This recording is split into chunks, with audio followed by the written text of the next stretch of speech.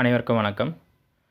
UG TRP பிஆர்டிஏ exam பற்றி ஒரு முக்கியமான ஒரு அப்டேட்டுக்காக தான் இந்த வீடியோ கொடுக்குறோம்.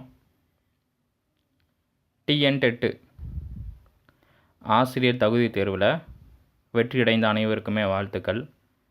அதில் பேப்பர் 1 மற்றும் பேப்பர் 2 வெற்றியடைந்த, அதாவது மினிமம் குவாலிஃபையிங் மார்க்ஸ் ஜென்ரலுக்குனா 90 மதிப்பெண்கள், பிசி, பிசிஎம், எம்பிசி, டிஎன்சி போன்ற மாணவர்களுக்கு பார்த்திங்க அப்படின்னா 75 மதிப்பெண்கள், எஸ்சி, எஸ்சிஏ, எஸ்டி போன்ற மாணவர்களுக்கு 60 மதிப்பெண்கள், பிடபிள்யூடிக்கு டிசபிலிட்டிஸ்க்கு 40 மதிப்பெண்கள். இதுதான் குவாலிஃபையிங் மார்க்ஸ் டிஎன்-டெட்டில். இந்த தேர்வில் வெற்றியடைந்து அடுத்த நியமன தேர்வுக்கு 2 கேட்டகரியாக பிரிக்கலாம். பேப்பர் 1 எழுதக்கூடிய மாணவர்கள் எஸ்ஜிடி 1ஆம் வகுப்பு முதல் 5ஆம் வகுப்பு வரை, அதாவது எஸ்ஜிடி செகண்டரி கிரேடு டீச்சர்ஸ்ன்னு சொல்லுவாங்க, அதுக்கான ஒரு தேர்வு, அது ஒரு நியமன தேர்வு.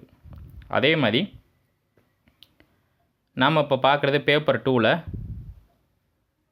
மேத்தமெட்டிக்ஸ், சயின்ஸ் அண்ட் சோசியல் இந்த மேஜரில் எடுத்தவங்களுக்கு பார்த்தீங்க அப்படின்னா யூஜிடிஆர்பி பிஆர்டிஇ எக்ஸாம்ஸ் எப்போ வரப்போகுது அப்படின்னா மார்ச்சில் வரப்போகுது. ஃபஸ்ட்டு இதுக்கான ஒரு தெளிவான ஒரு விளக்கத்தை கொடுத்துருவோம். இந்த கொஸ்டின்ஸ் பார்த்தீங்க அப்படின்னா மொத்தம் இது ஒரு நேரடி நியமன தேர்வு. இதில் பாஸ் ஆனீங்க அப்படின்னா உங்களுக்கு கண்டிப்பாக அரசு ஆசிரியராக 100% வாய்ப்பு இருக்குது. பாயிண்ட் நம்பர் 1 இது மார்ச்சில் வரப்போகுது. ஸோ இதற்கான நம்ம தெளிவான ஒரு காணொலியை தான் இப்போ நம்ம கொடுக்க போகிறோம். இப்போ இந்த கொஸ்டின்ஸை பொறுத்தளவு, அதாவது யூஜிடிஆர்பி பிஆர்டிஏ எக்ஸாம்ஸை பொறுத்தளவு கொஸ்டின்ஸ் 2 கேட்டகரியாக பிரிக்கிறாங்க. ஒன்று பார்ட் ஏ, இன்னொன்று பார்ட் பி. பார்ட் ஏ பார்த்தீங்க அப்படின்னா தமிழ் தகுதி தேர்வு. பார்ட் ஏல தமிழ் தகுதி தேர்வு இது பார்த்தீங்கன்னா மொத்தமாக 30 வினாக்கள் இருக்கும். பார்ட் ஏல தமிழ் தகுதி தேர்வில் மொத்தம் 30 வினாக்கள் இருக்கும். அதில் முதல் 20 கேள்விகளுக்கு 2 மதிப்பெண்கள் வழங்கப்படும். முதல் 20 கேள்விகளுக்கு 2 மதிப்பெண் வழங்கப்படும்.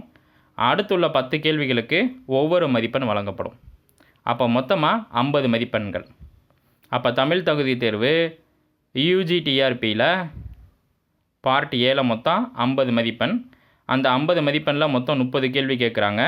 அதில் இருக்கக்கூடிய 20 கேள்விக்கு 2 மதிப்பெண், அடுத்து வரக்கூடிய 10 கேள்விக்கு 1 மதிப்பெண், ஆக மொத்தம் 50 மதிப்பெண்.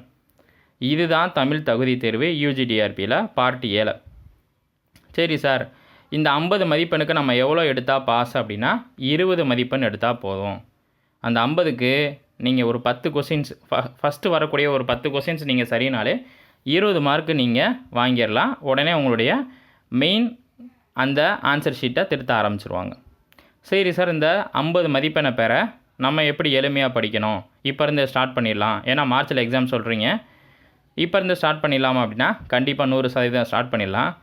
ஒரு சிம்பிள் பிளான் தான். 9th and 10th தமிழ் புத்தகம் இருக்குது பாருங்கள், அதில் இருக்கக்கூடிய அனைத்து பாடத்தையும் லைன் பை லைன் படிச்சுக்கோங்க.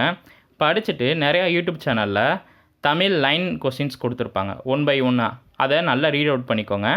அடுத்த book back questions 9th and 10th new புத்தகம், ஓல்டு புத்தகத்தோட புக் பேக் கொஸ்டின்ஸ் தெளிவாக படிச்சுக்கோங்க. கண்டிப்பாக நீங்கள் 50க்கு 50 மதிப்பெண்ணே வாங்க 200% வாய்ப்பு இருக்குது. ஏன்னா இதே மெத்தடை தான் நாம் பிஜிடிஆர்பியில் நம்மளோட மாணவர்கள் ட்ரை பண்ணியிருந்தாங்க. நான் இன்னொரு தெளிவாக குறிப்பிட்றேன். நீங்கள் 50 மதிப்பெண் வாங்குறதுக்கு 9ஆம் வகுப்பு தமிழ் பாடப்புத்தகம் புதுசு, 10ஆம் வகுப்பு தமிழ் பாடப்புத்தகம் புதுசு, இது ரெண்டும் நீங்கள் படித்தாலே மினிமம் 50 மதிப்பெண்ணுக்கு 20 மதிப்பெண் வாங்கிடலாம். புக் பேக் கொஸ்டின்ஸ் பார்த்தா கூட அந்த 10 மதிப்பெண்ணை வாங்கிடலாம். இப்போ இது தொடர்பான ஒரு தெளிவான விளக்கத்தை கொடுத்துட்டோம். அடுத்து முக்கியமாக நம்ம ஃபோக்கஸ் பண்ண வேண்டியது பார்ட் பி, மெயின் பேப்பர். இந்த பார்ட் பியை பொறுத்தளவு உங்களுடைய சொந்த சப்ஜெக்ட் எதுவோ அதிலேருந்து 150 கேள்விகள் கேட்பாங்க. இதில் நோ சைக்காலஜி, நோ ஜிஎஸ். இதை தெளிவாக புரிஞ்சுக்கணும். பல பேர் இதில் சைக்காலஜி இருக்கும் சார், இதில் ஜிஎஸ் இருக்குது சார் போட்டு குழப்பிக்கிட்டு இருப்பாங்க. எந்த ஒரு தங்கு தடையின்றி வேறு எதுவுமே படிக்க வேணாம். உங்கள் சொந்த சப்ஜெக்டை மட்டும் 3 மணி நேரத்தில் நீங்கள் 150 மதிப்பெண்ணுக்கு பதிலளித்தால் போதும். அந்த 150 கேள்வியுமே ஒவ்வொரு சப்ஜெக்ட்டுக்கு 10 யூனிட் கொடுத்துருப்பாங்க. அந்த 10 யூனிட்டை நீங்கள் தெளிவாக ரிவிஷன் பண்ணாலே 90 மதிப்பெண்ணுக்கு மேலே வாங்கி இந்த வருஷம் அரசு ஆசிரியராக நீங்கள் பணிபுரியலாம். இந்த மார்ச் மாதம் வரப்போகுது. நீங்கள் நியமன தேர்வு ஆல்ரெடி பாஸ் பண்ணிட்டீங்க. அந்த கேட்டகரி மைண்ட் செட்லேயே நீங்கள் உட்காந்து படிக்க ஆரம்பிச்சிங்க அப்படின்னாலே ஈஸியாக உங்களால் ஸ்கோர் பண்ண முடியும். ஏன் அப்படின்னா ஏற்கனவே முக்கால் கடல் கடந்தாச்சு, இன்னும் ஒரு தான் ஈஸியாக தாண்டிட்டீங்க அப்படின்னா கடல் முழுவதையும் கடந்துடலாம். ஓகேங்களா? ஏன்னா இன்னும் ஒரு கடல் மட்டும் தாண்டினா போதும். இதுலேயுமே வந்து பார்த்தீங்கன்னா பேப்பர் 2 இந்த வருஷம் வெறும் 30% பேர் தான் பாஸ் ஆகியிருக்காங்க. அப்போ இங்கே காம்படிஷன்ஸ் இந்த 30% பேருன்றது கம்மி தானே. இப்போ பேப்பர் 1க்கு அதிகமான காம்படிஷன்ஸ் இருக்கும், ஏன்னா நிறைய பேர் பாஸ் பண்ணியிருக்காங்க. ஆனால் 2025 பேப்பர் 2 பொறுத்தளவு அதிகமான நபர்கள் பாஸ் ஆகலை, வெறும் 30% பேர் தான் பாஸ் ஆகியிருக்காங்க. அப்போ இந்த வாய்ப்பை சரியாக பயன்படுத்தி நீங்கள் அரசு ஆசிரியராக 100% வாய்ப்பு இருக்குது.